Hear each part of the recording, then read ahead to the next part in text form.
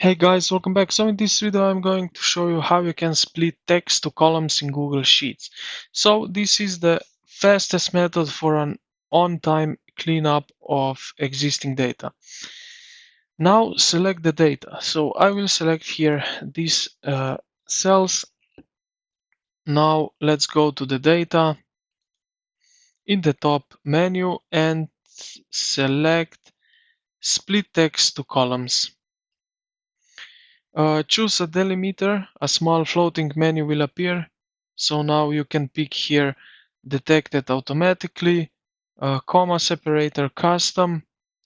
So ensure you have enough empty columns to the right of your data, as this tool will overwrite any existing information in those cells. So if I do now here, it will basically overwrite my status.